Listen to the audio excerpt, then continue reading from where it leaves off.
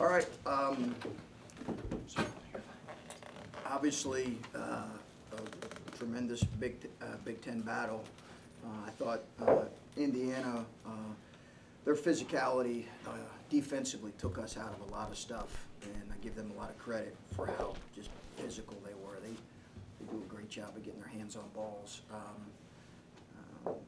You know, it was a fight to the finish, and I think in some ways we were fortunate that, you know, I give our kids a lot of credit, but obviously you feel a lot different if Romeo's ball that goes in and out goes in. Your feeling's different, but I think I still would have been proud of our team in a lot of ways, even if that three did go in. We'll hopefully learn from this, and you know, appreciate the fact that it's hard to win on the road. That our guys made a lot of plays. We'll move on. The dunk from Andre looked like you were trying to set it up. It looked like you were going to go for Caleb, but if the guy said you were looking for Andre. No, it was for Andre. Yeah. So maybe I said that wrong. What did you see on that play, and how well did you guys execute what you were looking for there? Because a lot of people probably thought you might go to Caleb. Well, we were. That's about a 10 out of 10, and it rarely happens for you as coaches, honestly, where you get exactly late what you're trying to get. I mean, I'll say rarely, but it doesn't happen a lot. Maybe you get a tip in, or a guy, they take that away, and a guy makes a play to win the game. Been very few in my coach. I mean, a few times where you get exactly what you're looking for. We just knew they were going to be heavy on the ball screen, so we tried to slip them out and pull Caleb high. And I thought Andre did a great job finishing, and the pass was perfect. Would you run Does that answer your question? Yeah. When you run that, and when you're talking about it, you hope it works out the way it did. Are you telling Andre, like, finish this with a dunk? Make sure you finish We thought the corner guy, the fit defender, the guy guarding the corner shooter, would pull. And I think that was Romeo who tried to make a play on the ball and almost did. Yeah. He really saw it well. We haven't run that play all year. Yeah. We've never run it. We just have had it ready in case teams play a certain way. And you guys it seemed like you were posting Andre a fair amount. I think you have 3 or 4 buckets down there. Just, was that a matchup thing, or is that something you're hoping to see more from him overall? A little bit. It was more what we're trying to see from him. Yeah, it was a little bit more of that. And we were struggling with some of the double teams on Caleb, although I thought Caleb gave us some really good minutes and did some really good things, but that was the reason. We just felt like we could get him in the low box where he's comfortable. But what was the key to keeping things positive and keeping the guys dialed in? You had some significant offensive droughts and multiple times, but you never gave up the lead except at the very end. What was the key to keeping guys focused on sort of the right thing and not letting that spiral? Because I felt like it could have gone the other way a number of times. Yeah. Well, I think it's a good question. I think you're trying to work on that from day one, really, with your group. Because I don't know if that's something you can just turn on in the middle of February. This idea of just playing the next play and staying with it, because you're right, it could have, you know, you get so frustrated, coaches get frustrated, players get frustrated, but it's a fast game, and if you let that get the best of you, then you got no chance. So I thought we played smarter than what we have at times, but that's really some approach we try to work on from day one, talking to our guys about that. And you need guys that have been through it a little bit to, I think, to have an understanding of that. Kept Juwan Morgan pretty quiet tonight. What were your big guys doing kind of at the point of attack there? And then on the help side, what made those help defenders effective in taking away his passing lanes? Well, I think he probably missed some shots he normally makes, to be honest with you. I think he misses some shots. You know, he is a terrific player. And I think, I said last year, I said in the summer, he was maybe the hardest matchup for us in the league. And Archie does a great job putting him in different spots, posting him, playing him high, rolling him. So we just had to send bodies to him. And I thought our guys did a good job of sending some multiple bodies at him. With the home court advantage that Indiana has and coming out with the close victory, where do you feel like this puts your team in terms of the overall Big Ten spectrum? What does a win like this do for kind of the future? I don't know. You know, I don't. It's a great win against a really quality ball club, but who I think is going to finish really well. I really believe Indiana's going to finish well. But at the same time, you know, I tried to not make too much of the losses, and you know, we're trying to figure out a way to play against them, a team that has really bothered us. That's our focus. The CJ answering with the three, right after Romeo hit the three. Now, that was not drawn up. Well, yeah, I guess, what are the emotions that go through that, where you fend them off all game, and then Romeo, of all people, hits a three here, and the place goes nuts, and you need an answer on a night when offense has been hard to come by, and CJ hits that. What was? Yeah, I thought, was it Green who made the three right before him on the late clock situation? Oh, Okay, no, you're fine. But I want to make sure I was thinking straight. You know, they threw in a deep one late in the clock, and honestly, ours was a bit of a prayer. But CJ, how many times has he done that in his career, right? Like he did one last game where it was a step through.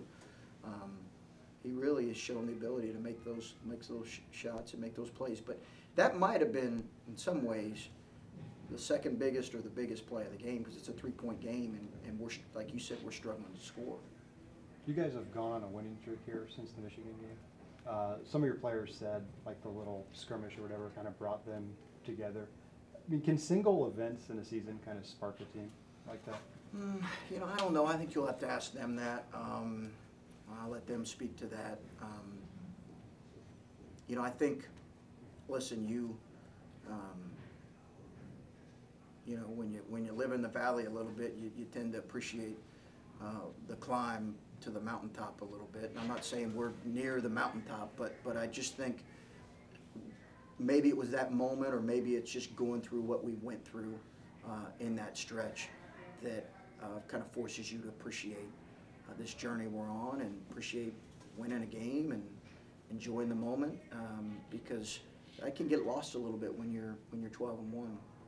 Chris, have you seen Caleb do a better job here lately of I know he had the big game against Rutgers, but even Penn State in this game tonight, he wasn't a prolific scorer. He was actually in a little bit of foul trouble, but he seemed to find ways to impact games. Do you see that as growth for him over the last couple of games? I do. I think he was really solid in a lot of ways tonight. Didn't let the frustration of the game get to him in any way. Just kept playing. Made a real impact. I thought there's things he can do better, but I agree with you. I just thought he had a good approach for the whole night. And Musa, I think, had the tip at the end that got you guys a turnover. Just what did you think of his activity on the defensive end? Outstanding. I thought it was one of the major keys to the game was his defense and his rebounding. I'm not sure what he finished with, Dan, but I had 6. But I thought his defense and rebound. I told that to the team. We don't win the game without that. Did you feel pretty good overall about the defense? They were pretty good at capitalizing in transition off the turnovers, but outside of that, did you feel pretty good about your defense? I did. Just what was the difference, I guess? Because it's fluctuated a little bit how you guys play in the half-court intensity level. It seemed like it was a pretty high level most of the night. Yeah, what I would say, Bill, is I think that our commitment defensively has been pretty consistent.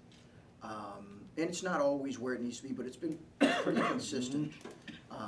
I don't know that we always play as smart as we need to defensively, and that's been our challenge. But I thought overall in this game it was pretty solid. You talked about Andre Wesson becoming a little bit more of a scorer this year. At what point did you feel comfortable that you'd be able to call play for him when the game's on the line at the end? What was there, 35 seconds to go in the game? Probably about when there's 35 seconds to go. No, I think that was, he fit kind of what that action required, and he's a good finisher. He did a great job finishing. But I would say, most importantly, we went to him in the guts of the game when we needed a basket. And that was probably just as important as, you know, it's a 2-point game and we're going to them. That was something that I think, if you'd asked me when did I start thinking that, probably about a third of the year through. We felt like, hey, could we put them in different spots? And because we all know this group has struggled to score the ball. Like, that's not a secret. It's not a secret. So you're searching, okay, how can we put our guys maybe in different positions or get more out of certain guys when you're struggling to score, and we will continue to struggle to score at times, but probably a third of the way through the season. Chris, you might have already talked about this, but when you're down 3 and Jackson's out there and the shot clock's running down, anything go through your mind when he put that ball up? I know he hit the shot to win it last year in double overtime, but it just looked like it was he just flamed it. It's amazing. He has an incredible knack for that.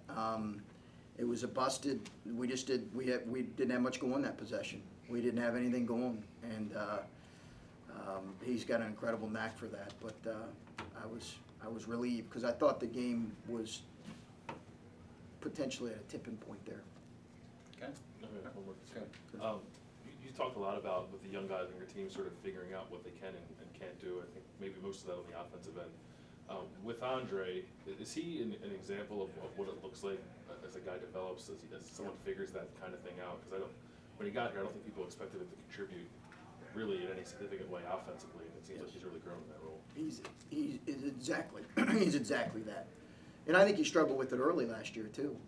I think he struggled with kind of how do I impact the game?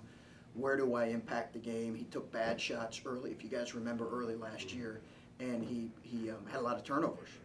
And I remember everybody was yelling at me, bench Wesson and bench Dockich. And you know, I heard bench Dockich a lot throughout the year actually. But those guys, he's a great example of kind of just he's figured it out. Obviously two of those guys were two of our most valuable guys last year.